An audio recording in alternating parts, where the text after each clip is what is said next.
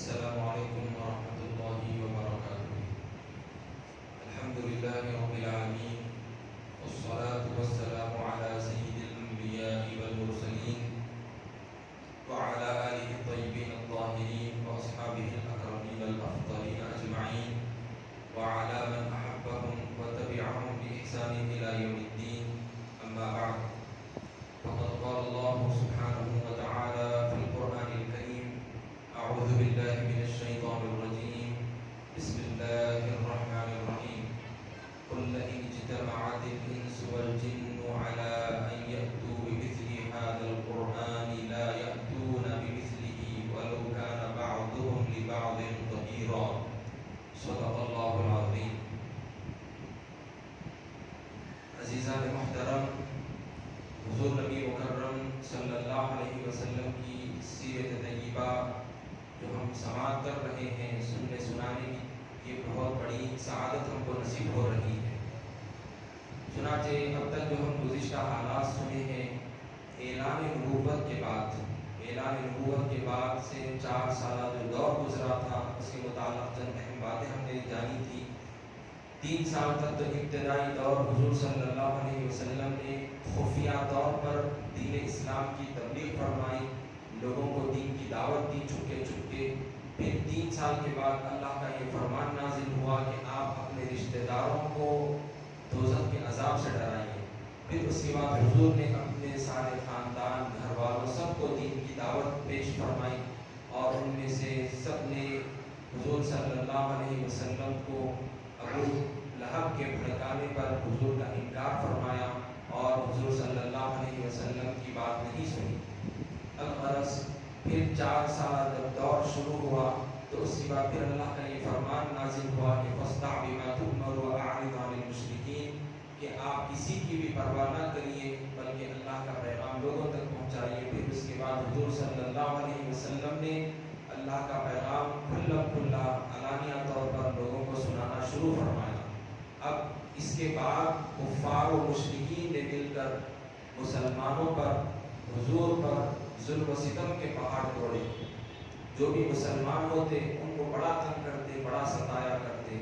کئی سارے صحابہ کو انہوں نے بہت تکلیفیں پہنچائی، اور سب سے پہلے جو خاتون شہید ہوئی ہیں وہ ہے حضرت سمیہ رضی اللہ عنہ، کہ ابو جہل نے ان کو اسلام لانے کی وجہ سے شہید کر دیا تھا۔ اب اس کے بعد اس طرح کا سلسلہ بہت زیادہ بڑھ گیا، زیادتیوں کا، ظلم کا۔ تو حضور صلی اللہ علیہ وسلم نے چند مسلمانوں کو حکم دیا کہ وہ مکہ مکرمہ سے حبشہ کی جانب ہجرت فرمائیں۔ تو ابتدائی زمانے میں چند حضرات حضور کے حکم پر بالکل 20 افراد کا قافلہ حبشہ کی جانب ہجرت فرمایا۔ پھر ان کو معلوم ہوا کہ کفار مسلمان ہو گئے تو پھر وہ واپس آئے، لیکن وہ جھوٹی خبر تھی۔ پھر اس کے بعد حضور صلی اللہ علیہ وسلم نے کئی سارے صحابہ کو حبشہ کی جانب ہجرت فرمانے کا حکم دیا، جس میں 83 مرد تھے اور اس کے علاوہ 18 عورتیں تھیں۔ تو یہ ایک چھوٹا سا قافلہ حبشہ کی جانب ہجرت فرمایا، جن میں حضرت عثمان غنی رضی اللہ عنہ بھی تھے، اور اس میں خاص طور سے حضرت جعفر طیار رضی اللہ عنہ بھی تھے۔ چنانچہ جب وہ حضرات حبشہ میں پہنچے تو اب کفار نے مسلمانوں کا تعاقب کیا، مسلمانوں کے پیچھے پڑ گئے ہاتھ دھو کر، تو وہ وہاں پر بھی جا پہنچے۔ کفار کی جانب سے ایک وفد نجاشی بادشاہ، جو کہ حبشہ کا بادشاہ تھا، اس کے پاس گئے اور وہاں پر تحفے تحائف پیش کر انہوں نے یہ بات کہی کہ مکہ مکرمہ سے ہمارے کچھ لوگ بھاگ کر آپ کے پاس آ گئے ہیں، براہ کرم آپ ہمارے لوگ ہم کو واپس لوٹا دیجیے۔ تو بادشاہ معلومات کرتا ہے، اور جو لوگ وہاں پر آئے ہوئے ہوتے ہیں ہجرت کر کے، تو ان کو بلاتا ہے دربار میں۔ تو حضرت جعفر طیار رضی اللہ عنہ سب کی جانب سے امیر بن کر آگے بڑھتے ہیں، اور جب بادشاہ کے دربار میں حاضر ہوتے ہیں تو اس زمانے کا یہ چلن تھا کہ بادشاہ کے سامنے سجدہ کیا جاتا، ادب بجا لایا جاتا تھا، لیکن حضرت جعفر طیار نے ایسا کوئی کام نہیں کیا، اور برابر آپ سیدھے طرح سے جو ہے محفل میں اور اس کے محل میں داخل ہو گئے۔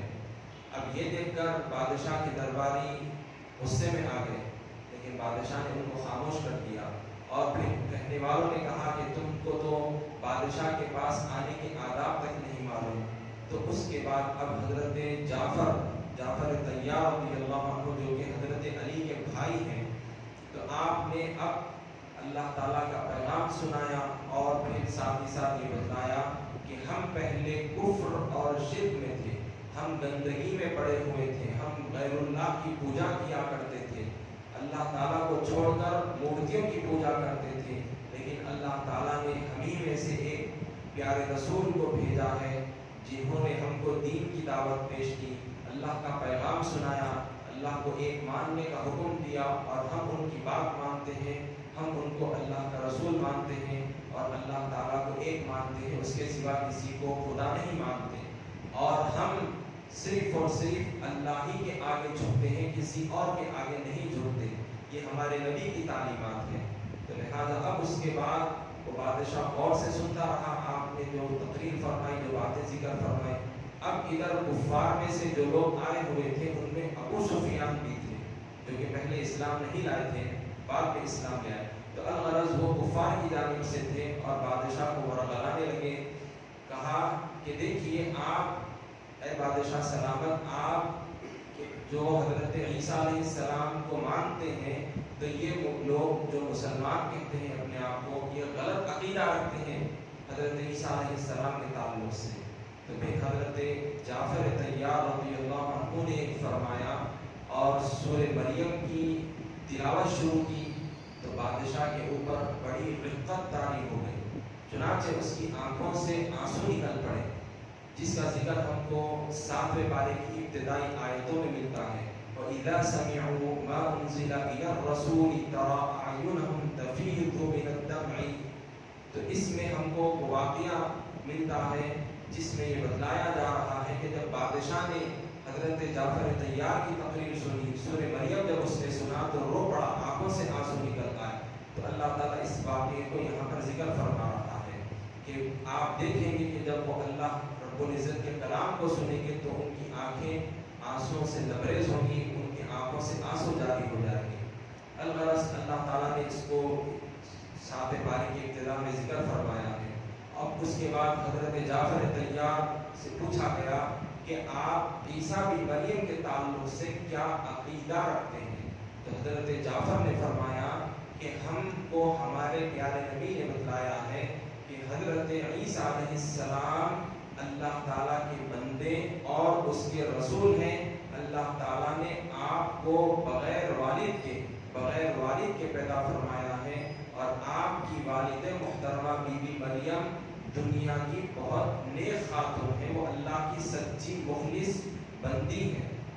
چنانچہ جب آپ نے یہ ساری باتیں بادشاہ کے سامنے فرمائی تو بادشاہ بہت متاثر ہوا، اور اس نے کہا کہ اگر میں اس بادشاہت کے تخت پر نہیں ہوتا تو میں بھی محمد صلی اللہ علیہ وسلم کے پاس جاتا، ایمان لے آتا اور انہی کی صحبت اختیار کر لیتا، لیکن کیا کروں، یہ بادشاہ کا تخت ہے اور میں اس پر فائز ہوں اور مجھ پر ذمہ داریاں ہیں۔ تو بہرحال اس نے اپنے اسلام کا اعلان وہاں پر نہیں فرمایا ہے۔ اب اس کے بعد وہ بادشاہ نجاشی جو کفار کی جانب سے لوگ آئے ہوئے تھے ان کو ڈانٹ ڈپٹ کر کے وہاں سے بھگا دیا۔ اب اس طرح سے یہ واقعہ پیش آیا تھا جو کہ 4 سے 5 ہجری اور 5 کے بعد کے یہ واقعات ہیں۔ تو اس طرح سے پہلا جو ہجرت کا موقع تھا وہ حبشہ کی جانب چند مسلمانوں نے طے فرمایا تھا، ہجرت فرمائی تھی۔ اسی طرح سے حضور اکرم صلی اللہ علیہ وسلم کے چاچا حضرت حمزہ رضی اللہ عنہ جو کہ 6 ہجری میں آپ نے اسلام قبول فرمایا ہے، اس سے پہلے اس طرح سے حالات پیش آئے کہ کفار جو کہ حضور صلی اللہ علیہ وسلم کو بے انتہا ستایا کرتے، تنگ کرتے، حضور جب راستہ چلتے تو کانٹے بچھاتے، کچرا ڈالا کرتے، اور حضور نماز پڑھتے تو حضور صلی اللہ علیہ وسلم کے اوپر غلاظت رکھ دی جاتی، اوجھڑی رکھ دی جاتی، کئی سارے اس طرح کے واقعات پیش آئے۔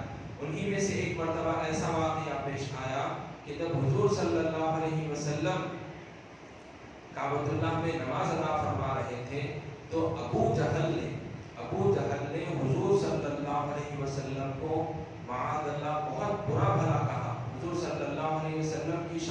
گستاخی کی۔ چنانچہ یہ بات حضرت حمزہ کو پہنچی۔ حضرت امیر حمزہ ابھی اسلام قبول نہیں کیے تھے، ابھی اسلام نہیں لائے تھے۔ آپ کو معلوم ہوا کہ آپ کے بھتیجے کو ابو جہل نے بہت برا بھلا کہا ہے، بہت بدبختانہ باتیں کی ہیں۔ حضرت امیر حمزہ جو کہ بہت طاقتور تھے، بہت نامور شخصیت ہے حضرت امیر حمزہ، آپ جو ہے آپ شکار کھیل کر واپس آئے تھے، ابھی آپ کے پاس ہاتھ میں تیر کمان تھا۔ جیسا ہی اپنے بھتیجے محمد صلی اللہ علیہ وسلم کے تعلق سے سنے، فوری طور پر وہاں پر پہنچ گئے اور ابو جہل کو اپنی جو تیر کمان تھی وہ لے کر فوری طور پر اس کے سر پر مارے اور اس کے سر سے خون نکل آنے لگ گیا، اور لوگوں نے مل کر جو ہے مزاحمت کر کے ان دونوں کو الگ فرما دیا۔ اب اس طرح سے آپ نے فرمایا تو کس کو بات کہتا ہے، تو کس کو باتیں کرتا ہے۔ اس طرح سے آپ نے ابو جہل کی خوب کلاس لی اور پھر اس کے بعد فرمایا کہ میں نے اسلام قبول کر لیا ہے، میں بھی محمد صلی اللہ علیہ وسلم کے دین پر ہوں، اب کیا کرتے ہو تم کر لو۔ تو اس طرح سے آپ نے وہاں پر ابو جہل کو خوب سبق سکھایا اور اس کے بعد حضور کی بارگاہ میں گئے اور اسلام لے آئے۔ حضور صلی اللہ علیہ وسلم کو بڑی خوشی ہوئی۔ اب یہاں پر ایک بات حضور کے خاندان سے متعلق ہم کو یہ بھی جان لینی چاہیے کہ عبد المطلب جو کہ حضور کے دادا ہیں، آپ کے 11 صاحبزادے تھے، ان میں سے حضرت عبداللہ حضور کے والد ہیں، تو اس طرح سے حضور کے 9 چاچا ہیں۔ اب ان میں سے جو اسلام قبول کیے ہیں وہ ہیں حضرت عباس، اور سب سے پہلے جو اسلام قبول کیے ہیں وہ حضرت امیر حمزہ رضی اللہ عنہ ہیں۔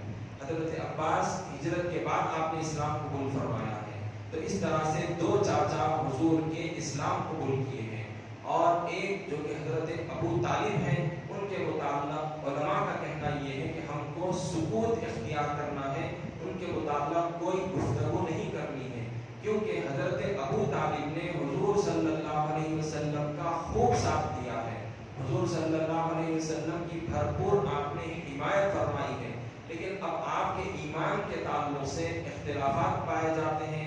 بعض روایتوں میں آیا ہے کہ آپ نے اسلام قبول کر لیا تھا نزاع کی حالت میں، بعض نے کہا کہ حضور کے بولنے کے باوجود بھی اسلام قبول نہیں کیا۔ تو ان تمام تر چیزوں کو پیش نظر رکھتے ہوئے علماء نے یہ موقف اختیار کیا ہے کہ ان کے متعلق سکوت اختیار کیا جائے، خاموشی اختیار کی جائے، ان کے ایمان کے تعلق سے ہم کو کلام کرنا نہیں ہے، کیونکہ ان کے تعلق سے ہم کو کوئی قیامت میں سوال جواب نہیں ہوں گے۔ بس جب بھی ان کا ذکر ہوگا حضرت ابو طالب کا تو ذکر خیر کریں گے، اچھائی کے ساتھ ان کا نام لیا جائے گا، تعظیم کے ساتھ نام لیا جائے گا۔ اسی لیے اردو کے الفاظ استعمال کرتے ہوئے بعضوں نے خواجہ ابو طالب فرمایا ہے، اور حضرت ابو طالب اس طرح کے الفاظ سے ہم ان کا ذکر کرتے ہیں۔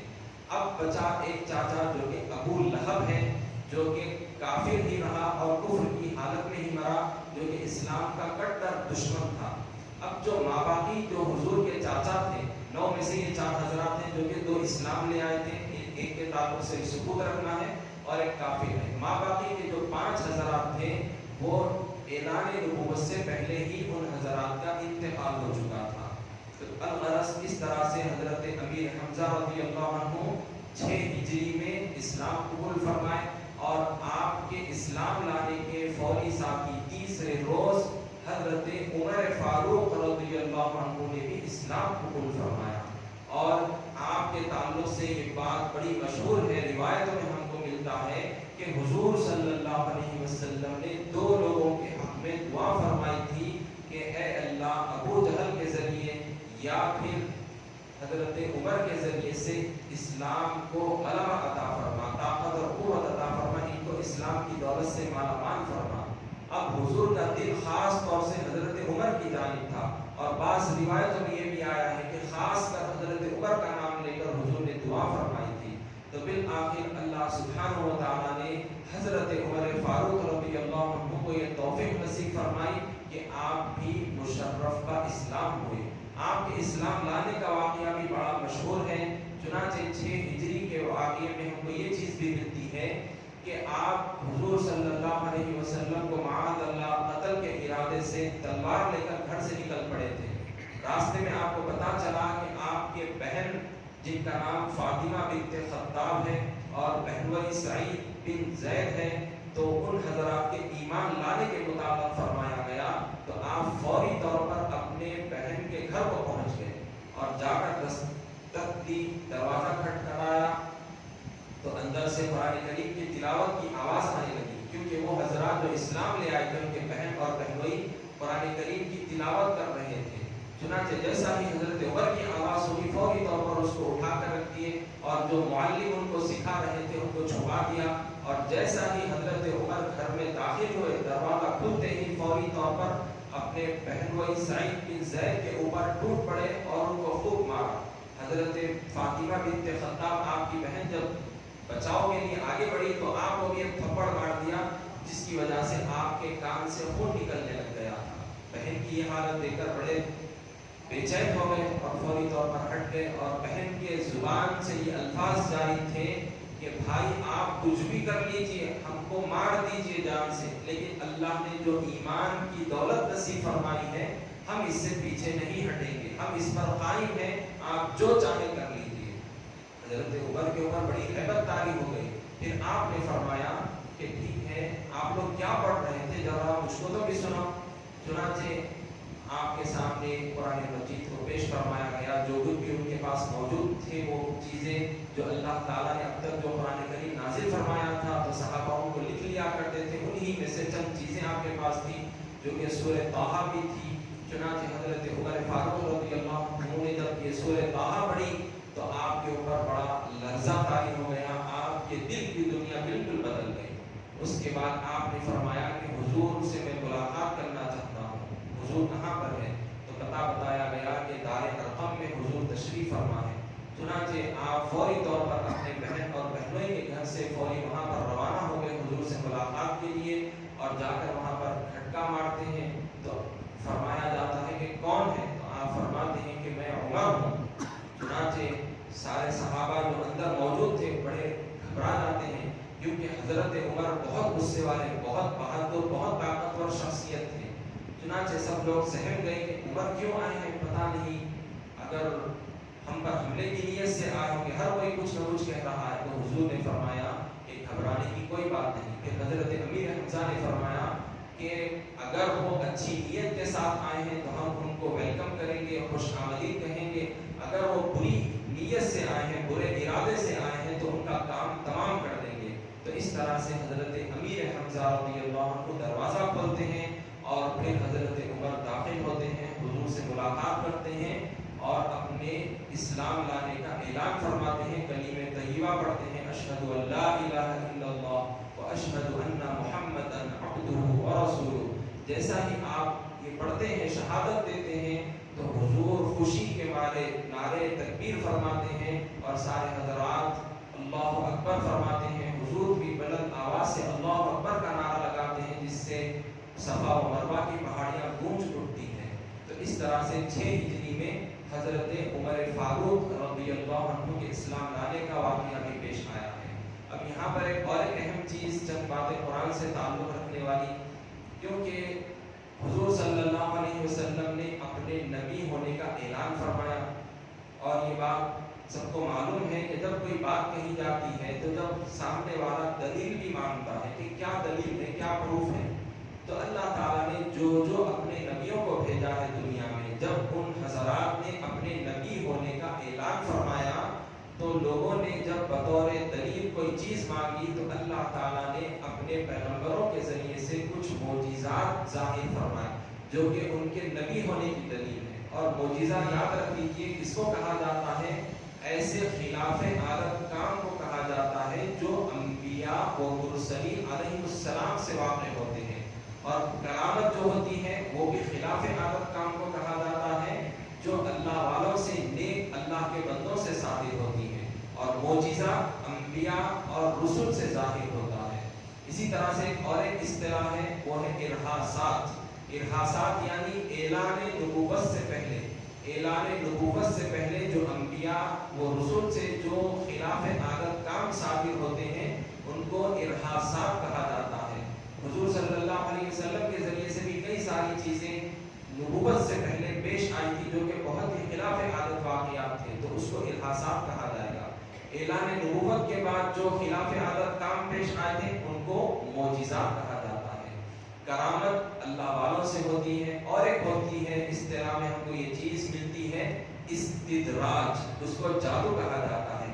ایسا خلاف عادت کام جو کہ مشرکوں سے یا کفار سے یا گناہگار لوگوں سے ایسے کام صادر ہوتے ہیں جو لوگوں کو حیرت میں ڈال دیتے ہیں، تو اس کو جادو کہا جاتا ہے، استدراج کہا جاتا ہے۔ تو الغرض حضور صلی اللہ علیہ وسلم نے جب اپنے نبی ہونے کا اعلان فرمایا تو کئی سارے لوگ حضور کی صداقت، حقانیت کو دیکھ کر اسلام قبول فرما لیے۔ اب جب بعض لوگ ایسے بھی تھے جو حضور کے معجزات کو دیکھ کر اسلام قبول کیے، تو ان میں سے حضرت عبداللہ بن مسعود رضی اللہ عنہ ہیں جو کہ بکریاں چرایا کرتے تھے۔ تو آپ رضی اللہ عنہ ابھی اسلام نہیں لائے تھے، اس وقت کی بات ہے، حضرت عبداللہ بن مسعود کہ حضور صلی اللہ علیہ وسلم اپنے صحابہ کے ساتھ نکلے ہوئے تھے اور دیکھتے ہیں کہ راستے میں حضرت عبداللہ بن مسعود بکریاں چرا رہے ہیں، کسی کی ملازمت کر رہے ہیں بکریاں چرانے کی۔ حضور نے فرمایا کہ ہم کو بھوک لگی ہے، کچھ ہم کو دودھ پینے کے لیے بکریاں عنایت فرمائیں۔ آپ نے فرمایا کہ میں اپنے مالک کے ساتھ خیانت نہیں کر سکتا۔ تو حضور نے فرمایا کہ آپ کے مالک کے ساتھ آپ خلاف نہیں کر سکتے، یقیناً ٹھیک ہے۔ اب یہ چیز آپ مجھ کو بتلائیے کہ یہ جتنے جانور ہیں، یہ جو بکریاں ہیں، ان میں سے ایسی کون سی بکری ہے جو دودھ نہیں دیتی؟ چنانچہ آپ نے فرمایا کہ وہ فلاں بکری ہے جو آج تک دودھ نہیں دی ہے، اس کے دودھ کے تھن جو ہے بالکل خشک ہے، کبھی بھی وہ جو ہے دودھ نہیں دیتی، یہ پکی یقینی بات ہے۔ تو بہرحال حضور صلی اللہ علیہ وسلم نے فرمایا کہ ٹھیک ہے، اسی کو یہاں پر لاؤ۔ حضور صلی اللہ علیہ وسلم کی خدمت میں جب اس بکری کو حاضر کیا گیا تو حضور صلی اللہ علیہ وسلم نے اپنے دست مبارک سے، اپنے ہاتھ سے اس بکری کے تھن کو ہاتھ لگایا تو فوری طور پر اس کے تھن میں دودھ نکل آیا، اور اس کے بعد صحابہ کرام نے اس کا دودھ نتھارا اور سارے صحابہ کو، حضور کو، سب کو وہ دودھ کافی ہو گیا، اور پھر وہ بکری پہلے جیسا تھی پھر ویسے ہی ہو گئی۔ تو یہ اپنی آنکھوں سے دیکھ کر حضرت عبداللہ بن مسعود رضی اللہ عنہ اسلام قبول فرما لیے۔ تو حضور کے معجزات دیکھ کر بھی صحابہ کرام نے، کئی سارے حضرات نے اسلام قبول فرمایا ہے۔ اور یاد رکھ لیجیے کہ حضور کا سب سے بڑا معجزہ کیا ہے؟ حضور کا سب سے بڑا معجزہ، حضور کے رسول ہونے کی سب سے بڑی دلیل قرآن مجید ہے، قرآن کریم ہے، جو کہ تا قیام قیامت تک حضور صلی اللہ علیہ وسلم کا یہ زندہ معجزہ ہے۔ اگر کوئی اسلام کو سمجھنا چاہتا ہے، حضور کی ذات مبارکہ کو جاننا چاہتا ہے، تو پھر وہ قرآن سے وابستہ ہو جائے تو یہی چیز اس کو اللہ اور اس کے رسول سے جوڑنے والی ثابت ہوگی۔ تو یہ حضور کا زندہ معجزہ ہے۔ چنانچہ میں نے جو سورہ بنی اسرائیل کی آیت شریفہ خطبے میں تلاوت فرمائی کہ قُلْ لَئِنِ اجْتَمَعَتِ الْإِنسُ وَالْجِنُّ عَلَىٰ أَن يَأْتُوا بِمِثْلِ هَٰذَا الْقُرْآنِ لَا يَأْتُونَ بِمِثْلِهِ وَلَوْ كَانَ بَعْضُهُمْ لِبَعْضٍ ظَهِيرًا، کہ جنات اور انسان سب کے سب مل کر بھی اس جیسے قرآن کو پیش کرنا چاہیں گے، قرآن کریم اس جیسے قرآن کریم کا مقابلہ کرنا چاہیں گے، کوئی بنا کر پیش کرنا چاہیں گے کلام، تو نہیں کر سکتے۔ جنات اور انسان سب کے سب مل کر بھی اگر یہ کرنا چاہیں گے تو پیش نہیں کر سکتے قرآن کریم کی نظیر، اگرچہ کہ وہ ایک دوسرے کے مددگار بن جائیں۔ تو گویا قرآن کریم حضور صلی اللہ علیہ وسلم کا زندہ معجزہ ہے۔ حضور صلی اللہ علیہ وسلم جب اس کی تلاوت فرماتے تو کفار بھی چھپتے چھپتے حضور صلی اللہ علیہ وسلم کی تلاوت کو سنتے اور حضور کے قرآن کریم کو پڑھنا سنتے۔ چنانچہ دن میں تو سارا دن حضور کی مخالفت کرتے، دشمنی رکھتے تھے حضور سے، لیکن راتوں میں کیا کرتے تھے؟ حضور جب تہجد کی نماز پڑھتے تو حضور کے گھر کے احاطہ کر لیتے اور چھپتے چھپتے حضور کیا پڑھتے قرآن کریم اس کو غور سے سنا کرتے۔ چنانچہ جو اسلام کے جو کٹر دشمن جو لوگ تھے، دن میں تو کٹر مخالفت کرتے تھے حضور کی، لیکن راتوں میں چھپ کر قرآن کریم سننے آ جاتے، ایک دوسرے سے وعدہ کرتے کہ ہم محمد صلی اللہ علیہ وسلم کی مخالفت کریں گے، ان کو خوب سبق سکھائیں گے، ہم ان سے کوئی بات بھی نہیں سنیں گے، یہ تو جادوگر ہے، فلاں ہے، ایسا ہے، یہ باتیں کہا کرتے۔ لوگوں میں بات پھیلا کر رکھ دیے تھے کہ ان کی بات نہیں سننا، یہ کیا پڑھ کر سناتے کوئی نہیں سننا. یہ لوگوں میں اس طرح سے انہوں نے بات پھیلا رکھی تھی. حضور کو معاذ اللہ جادوگر، شاعر، نہ جانے کیا کچھ کہا کرتے تھے. لیکن یہی لوگ چھپتے چھپاتے کلام الہی کو سننے کے لیے حضور کے گھر کے پاس آ جاتے. انہی میں سے ایک نام ابو جہل ہے اور اخنس بن شریح ہے، ابو سفیان ہے، جو کہ اسلام ابھی نہیں لائے تھے. تو اس زمانے کی بات ہے. تو یہ تینوں لوگ الگ الگ طریقے سے بھیس بدل کر تہجد کے وقت، وہ تو گہری نیند کا ٹائم ہوتا ہے. آج ہم الحمدللہ مسلمان ہیں، ہم کو فجر کی نماز پڑھنا توفیق نہیں ہوتا، اٹھنے کے لیے بڑی دقت اور دشواری ہوتی ہے. لیکن حضور تو تہجد کی نماز پڑھا کرتے تھے. لیکن یہ تو کفار ہے، وہ مزے کی نیند چھوڑ کر خالی قرآن سننے کے لیے وہ راتوں کی نیند چھوڑ کر حضور کے گھر کے باہر چھپتے بھیس بدل کر آیا کرتے. چنانچہ جب تک حضور تہجد پڑھتے، قرآن پڑھتے، پورا سنتے، آخری ٹائم تک سنتے، پھر اس کے بعد اپنے گھروں کو روانہ ہوتے تو آپس میں ٹکرا جاتے. ایک دن ایسا ہوا کہ چھپتے چھپاتے آئے تینوں کے تینوں، قرآن سن لیے، پھر جب واپس جانے لگے تو ایک دوسرے کے ساتھ آمنا سامنا ہو گیا. ہر کوئی جو ہے نظری نیچے کر لیا اور کہنے لگا کہ ہم وعدہ کرتے ہیں کل نہیں آئیں گے، آئندہ نہیں آئیں گے، غلطی ہو گئی ہم سے، غلطی ہو گئی. پھر تینوں چلے جاتے ہیں. پھر دوسرا دن ہوتا ہے، دوسرے دن بھی وہی معاملہ، اپنے رات کی نیند چھوڑ کر پھر حضور صلی اللہ علیہ وسلم کے گھر کے پاس آ جاتے ہیں قرآن کریم سننے. تو پھر دوسرے دن بھی پورا قرآن جتنا حضور پڑھتے تھے تہجد میں تلاوت فرماتے تھے، سنتے، پھر چلے جاتے. تو پھر راستے میں آپس میں پھر اتفاقی طور پر ان کی آپس میں ملاقات ہو جاتی ہے. پھر قسم دیتے ہیں، توبہ دلہ کرتے ہیں کہ اب آئندہ نہیں کریں گے، آئندہ نہیں کریں گے. ہم وعدہ کرتے ہیں ایک دوسرے سے، آئندہ ایسا نہیں کریں گے، نہیں آئیں گے. پھر تیسرے دن بھی ایسا ہی اتفاق ہوتا ہے.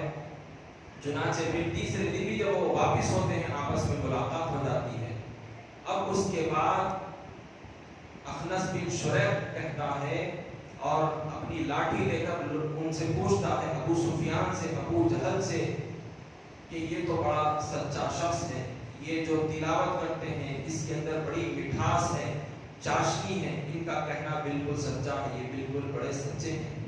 تو ابو جہل کہتا ہے کہ ہاں میرا دل بھی یہی کہتا ہے، میں مانتا بھی ہوں لیکن میں اعلان نہیں کر سکتا، کیونکہ اب تک جو ہمارے کام قبیلے بنو ہاشم، کیونکہ حضور کا جو گھرانہ تھا بنو ہاشم سے ہے حضور، تو بنو ہاشم اور ہمارا جو گھرانہ ہے بنو خزیمہ، تو ہم دونوں آپس میں ایک ساتھ وہ جو نیک کام کرتے، اچھے کام کرتے، ہم بھی کیا کرتے تھے. وہ حاجیوں کی خدمت کرتے تھے، ہم بھی حاجیوں کی خدمت کرتے. ہم نے بھی اچھے کام کیے، ہر دونوں کے پوائنٹس اچھے کاموں میں ایک دوسرے کے ساتھ برابر ہیں. لیکن اب بنو ہاشم میں اب رسول آ چکے ہیں، اب ہم کہاں سے لائیں رسول؟ تو لہٰذا ہماری برادری اس کی اجازت نہیں دیتی. تو لہٰذا وہ انانیت، ضد اور ہٹ دھرمی کی وجہ سے، اپنے خاندان قبیلے کی وجہ سے ابو جہل کہتا ہے کہ میں اسلام نہیں لاتا. تو الغرض ابو جہل اور اخنس بن شریح یہ اسلام تو نہیں لاتے، لیکن بعد میں ہجرت کے بعد تو ابو سفیان اسلام لے آتے ہیں. لیکن اب بتانا یہاں پر یہ ہے کہ قرآن کریم کی صداقت دیکھیے، اس کی سچائیت دیکھیے کہ بس اس کو کوئی سنتا بھی ہے تو اس کے اندر دل میں خود بخود تڑپ پیدا ہو جاتی ہے. تو یہ قرآن کریم حضور صلی اللہ علیہ وسلم کے رسول ہونے کی سب سے بڑی دلیل ہے، معجزہ ہے. قرآن کریم کی تلاوت لے لیجئے، اس کا گرامر لے لیجئے، اس کے اندر جو ادائیگی ہے، اس کا جو بیان ہے، جو اللہ تعالیٰ نے جو کلام فرمایا ہے، ہر چیز بڑی نرالی ہے. جتنی آپ ریسرچ کریں گے اتنا ڈیپ آپ کو جاتا ہی جائے گا، دل بولتا جائے گا کہ اور ریسرچ کریں، اور چیزوں کو بیان کرتے چلے جائیں. تو یہ چیزیں ایک بڑا گہرا سمندر ہے جس کی تہ نہیں ہے.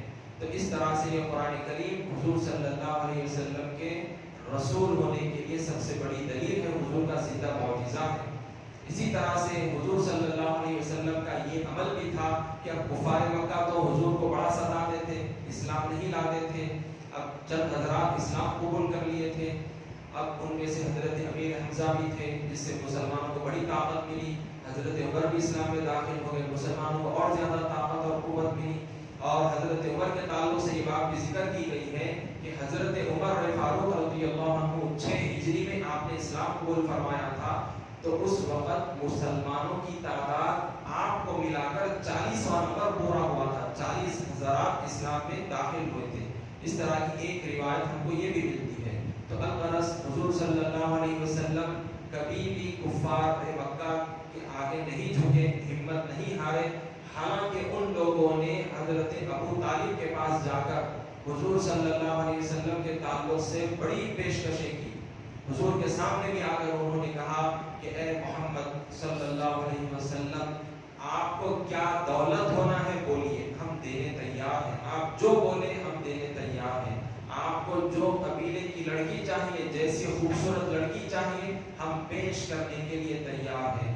آپ کو ہم اپنا سارے لوگوں کا سردار بنانے کے لیے تیار ہیں، لیکن آپ جو اسلام کی تبلیغ کا کام کر رہے ہو، لوگوں کو اللہ کے ایک ہونے کا پیغام سنا رہے ہو، دین کی دعوت دے رہے ہو، بس اس سے رک جائیے، یہ کام مت کریے، اس کو چھوڑ دیجیے۔ تو دیکھیے یہاں پر حضور صلی اللہ علیہ وسلم کیا جواب دیتے ہیں، کیا جواب دیتے ہیں۔ حضور نے فرمایا کہ تم میرے ہاتھ، ایک ہاتھ میں سورج اور ایک ہاتھ میں چاند بھی لا کر اگر دے دو، یہ بھی پیشکش کر دو، تو میں اللہ کے پیغام کو لوگوں تک پہنچانے کو نہیں رکوں گا، میں کبھی بھی ہمت نہیں ہاروں گا، بلکہ اللہ کے پیغام کو میں برابر لوگوں تک پہنچاتا رہوں گا، میں اس سے رکنے والا نہیں۔ تو اس طرح سے حضور صلی اللہ علیہ وسلم ان کے ہر تحفے، تحائف، ہدیے، ہر پیشکش کو، ہر آفر کو حضور صلی اللہ علیہ وسلم نے ٹھکرا دیا، اور تکلیفوں، مصیبتوں کا صبر و تحمل کے ساتھ حضور نے سامنا کیا، لیکن دین اسلام کی تبلیغ کے کام میں کبھی بھی پیچھے نہیں رہے، برابر لوگوں کو دین کی دعوت دیتے رہے، لوگ گالیاں دیتے رہے، طرح طرح کی باتیں بولتے رہے، حضور کو ستائے، حضور کے اوپر کچرا ڈالے، لیکن حضور کبھی ہمت نہیں ہارے، برابر اسلام کی تبلیغ فرماتے رہے۔ اسی طرح سے چند واقعات یہ بھی ہم کو ملتے ہیں حضور صلی اللہ علیہ وسلم کے دین اسلام کی تبلیغ کے سلسلے میں، کہ جو لوگ حج کے لیے دور دراز مقامات سے کعبۃ اللہ شریف کو آیا کرتے، تو حضور صلی اللہ علیہ وسلم ان کے پاس جا کر دین اسلام کی تبلیغ کا کام فرمایا کرتے، ان کو اللہ کا پیغام سنایا کرتے، ان کو قرآن کریم پڑھ کر سنایا کرتے۔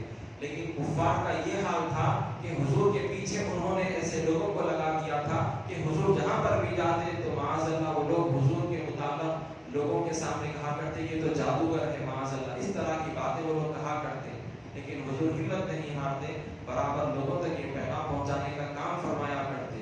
اسی میں سے یہ چیز بھی ہم کو ملتی ہے جو کہ مدینہ طیبہ سے بھی جو حضرات تشریف لائے تھے، ان میں سے حضرت طفیل بن عمرو الدوسی ہے رضی اللہ عنہ، تو ان کے تعلق سے یہ بات ذکر کی گئی ہے کہ ان کو بھی یہ بات کہی گئی تھی کہ مکہ مکرمہ میں ایک شاعر ہے معاذ اللہ جن کا نام محمد ہے، اور کہا گیا کہ کوئی بھی ان کی بات نہیں سننا، اگر کوئی سنتا ہے تو ان کی بات کا اثر لوگوں پر ہو جاتا ہے، وہ انہی کا ہو کر رہ جاتا ہے، تو لہٰذا ان کی بات نہیں سننا، یہ تو شاعر ہے، یہ جادوگر ہے، ساحر ہے، اس طرح کی باتیں لوگوں نے عام کر رکھی تھی۔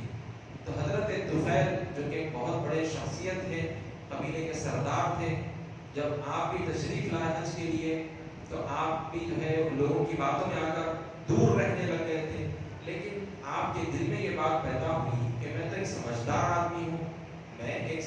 آدمی ہوں، قبیلے کا سردار ہوں، کیا مجھ کو اچھی بری چیز میں تمیز نہیں؟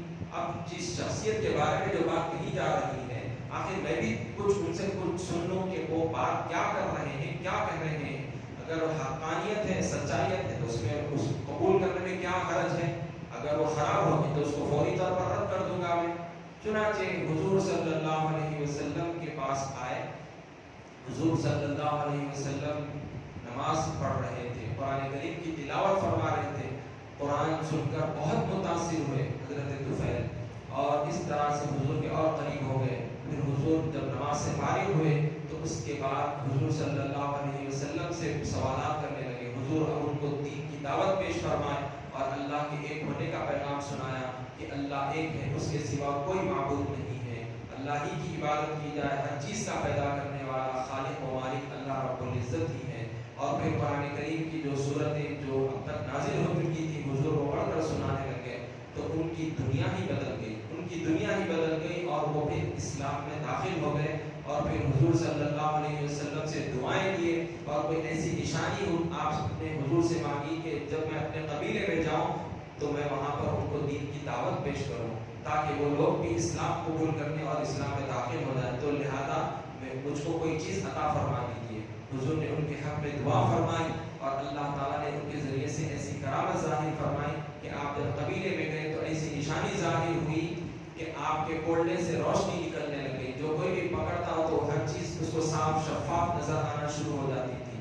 تو اس طرح سے ان کا قبیلہ آگے چل کر اسلام لے آیا. تو اس طرح سے قرآن کریم حضور صلی اللہ علیہ وسلم کا زندہ معجزہ ہے. تو یہ 7 ہجری کے قریب تک اس طرح کے واقعات پیش آئے. اب 7 ہجری کے بعد حضور صلی اللہ علیہ وسلم کا جم کر کفار و مشرکین نے بائیکاٹ کیا, حضور کو بڑی تکلیف پہنچائی تھی. اور اس کے بعد عام الحزن یہ سال بھی حضور پر گزرتا ہے. انشاءاللہ اس کو آئندہ کی محفل میں ہم ذکر فرمائیں گے. وصلی اللہ تعالی وسلم علی خیر خلقہ سیدنا محمد وعلی